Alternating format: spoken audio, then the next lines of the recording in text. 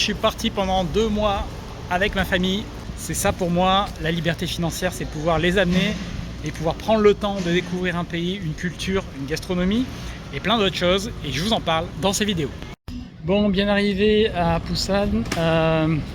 Très intéressant contraste entre le neuf et l'ancien. Là, c'est beaucoup plus marqué qu'à Séoul. Bon, là, il y a l'ancien, là, c'est ça. C'est le tout pourri classique. Puis là, il y a un building tout moderne. Hop. Et c'est là qu'on est. Dans un appartement qui sent le neuf et qui a l'air tout neuf.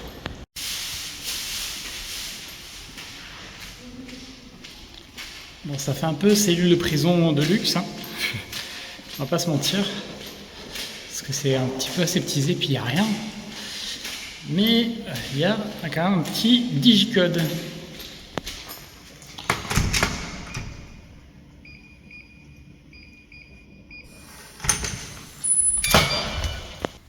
Je vous montre comme la vue.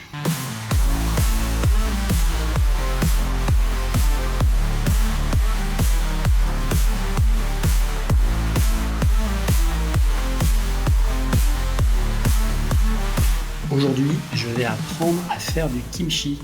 C'est un plat reconnu au patrimoine mondial de l'UNESCO depuis 10 ans, au même titre que le repas à la française ou que le régime méditerranéen. Donc je vous montre ça. Alors là, il y a du kimchi, Donc les étapes sont en fait assez simples. C'est une recette qui est traditionnelle, qui est maîtrisée depuis longtemps en Corée. Et puis ça fait partie de toutes ces nourritures fermentées qui sont ultra bénéfiques pour le système digestif. Vous savez qu'on dit qu'il y a un deuxième cerveau dans l'intestin, donc c'est ultra bénéfique, toutes les nourritures fermentées, et le kimchi en fait partie. Et on a vu au travers de cet atelier comment faire la recette de manière traditionnelle, et c'est juste génial. The composition of organic. C'est 2024. Alors ça, c'est la journée, les stands sont rangés. Prêt à recevoir les clients, c'est parti. On trouve de tout à l'intérieur. Des fruits de mer, de la viande. On voit plein de détritus dans les rues, ce qui n'était pas du tout le cas à Séoul. Mais là, il n'y a pas de poubelle, donc les gens laissent les pics à brochettes et les gobelets en plastique par terre, quoi. Par contre, c'est vrai qu'il y a des digicodes de partout, c'est assez technologique, donc c'est vraiment bien pour ça. Même les vieux appartes, on a logé dans un vieil appart, il y avait des digicodes sur les portes, et je pense que l'appart il avait au moins 15 à 20 ans, quoi. Donc ils vivent dans le futur de ce point de vue-là. Bon, il y a un truc en Corée qui était vraiment dingue, que j'ai jamais vu ailleurs, c'est les alertes sur le téléphone. Alors ça, il faut que je vous en parle 2 secondes. Je recevais 2 à 3 alertes par jour sur mon téléphone. J'avais même pas une SIM avec un opérateur coréen, c'est juste le fait d'être en Corée avec un téléphone mobile. Et ces alertes pouvaient concerner plein de sujets différents. Alors il y a le sujet de la Corée du Nord nous envoie des sacs de poubelle avec des montgolfières. Il y avait le sujet le coco, parce que ça évidemment on change pas une équipe qui gagne. Et il y avait le sujet alerte enlèvement, etc. Mais ce qui fait que vous recevez une alerte sur votre téléphone. Alors si vous avez peut-être jamais reçu ça, mais ça en ouvre une pop-up sur le téléphone et vous devez cliquer sur OK.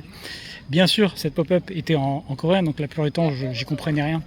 Il fallait que je traduise. Mais c'était hyper gavant de recevoir ça tous les jours, 2 à 3 alertes. Ça vous entretient un état de peur, un état de terreur.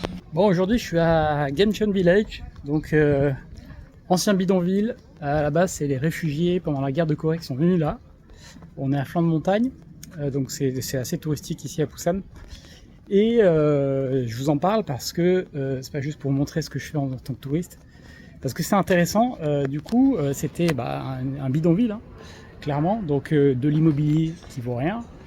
Et ça a été transformé, réhabilité, je crois que ça a commencé vers 2019, et transformer ça en projet artistique. Ça attire les touristes, et du coup, ça valorise le quartier. Et ça a été assez bien fait. Bon, il y a plein de trucs sympas à découvrir. Voilà, des fresques comme ça, en plein air, il y a des couleurs, enfin voilà, il y a des points de vue qui sont très jolis.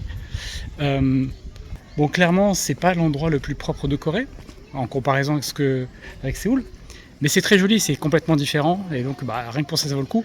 Mais ça vous donne vraiment un aperçu de ce que vous pouvez faire sur votre propre bien immobilier en le valorisant, même à son échelle. Et c'est pour ça que souvent, même dans un quartier pas terrible, dans un immeuble pas terrible, si vous avez un bien qui lui est bien rénové, qui est bien fait, ça peut quand même beaucoup mieux le valoriser que si il est dans son état naturel. Et bien sûr, voilà, on trouve plein de choses, plein de créations tout le long. C'est très joli. Puis il y a une vue sur la mer là-bas au bout.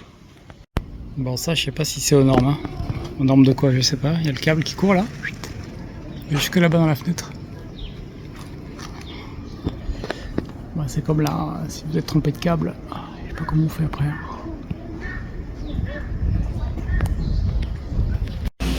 Ah, la boulangerie en Corée.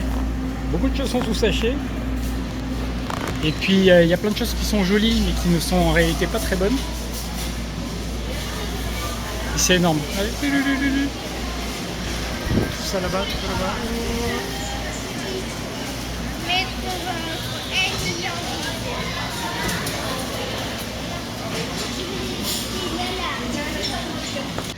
Donc dans les bons côtés. Alors, dans les bons côtés, c'est propre. On y mange bien globalement.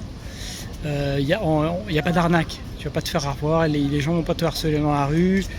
Ils vont pas te proposer des trucs. Il n'y a pas des rabatteurs à tous les coins de rue. Voilà. C'est touristique, mais c'est pas un peuple d'arnaqueurs. À part les taxis à l'aéroport, comme tous les taxis. Je pense que c'est un point commun. Mais à part ça, voilà, donc c'est safe. Et donc c'est assez relaxant, même pour une ville. C'est plat, tout est récent, tout a moins de 30 ans, moins de 40 ans, tout est récent en fait. Donc voilà, c'est moderne. Et tu peux tout faire sur ton téléphone, vraiment tout. Donc voilà, ça c'est vraiment le côté positif, les côtés cool. Les trucs que j'ai moins aimés, en fait, il y a énormément de choses qui sont tournées autour du shopping. Tu as des shopping centers énormes de partout. Donc c'est pas trop mon truc le shopping, donc c'est vrai qu'une fois que tu enlèves ça, t'enlèves beaucoup de choses. Tu as aussi, même dans les restaurants, la plupart des restaurants, tu as des tablettes pour commander ton repas. Donc c'est pratique effectivement quand tu parles pas coréen pour commander. Tu fous ça en anglais, tu commandes. Par contre, c'est assez déshumanisant. Et voilà. On a rencontré plein de gens qui sont sympas, et puis quand ils nous voient avec les enfants, ils sourient, ils parlent aux enfants et tout. Donc les gens sont cool, c'est vraiment pas le sujet. Mais dans le commerce, c'est assez déshumanisé en fait. Il y a plein d'endroits, tu rentres, t'as un écran, comme en Europe, c'est McDonald's qui fait ça de partout. Hein. T'as ton écran, tu commandes sur ton écran, on te donne ton truc et c'est fini. Donc faut imaginer ce que fait McDonald's, mais partout en fait. Et du coup, alors c'est un point de vue commercial, c'est un peu dommage, je pense, pour les restos parce qu'ils perdent du chiffre d'affaires. Hein. Les vendeurs ne peuvent rien te conseiller, rien te proposer de plus. Puis dans les restos, il n'y a pas de boisson quasiment, à part de la bière ou de l'eau. Il n'y a pas de dessert. Enfin, tu viens, tu manges ton plat, tu pars quoi. Donc il n'y a pas ce repas. Tu te poses pas pour un repas à la française. C'est vraiment un truc évidemment. On n'est pas en France. Mais voilà, donc ça c'est un côté qui est un peu moins sympa, je trouve.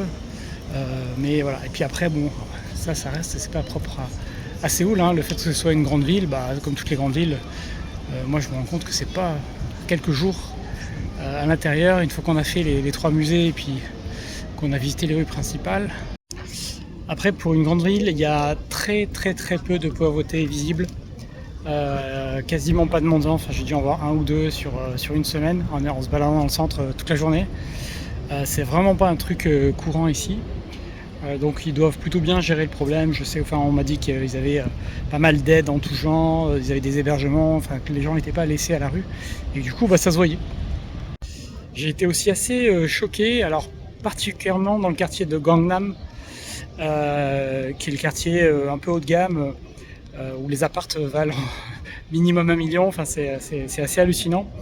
De voir le nombre de références à des trucs français. Il y a des mots français dans les noms de tous les endroits, parce qu'ils veulent faire chic.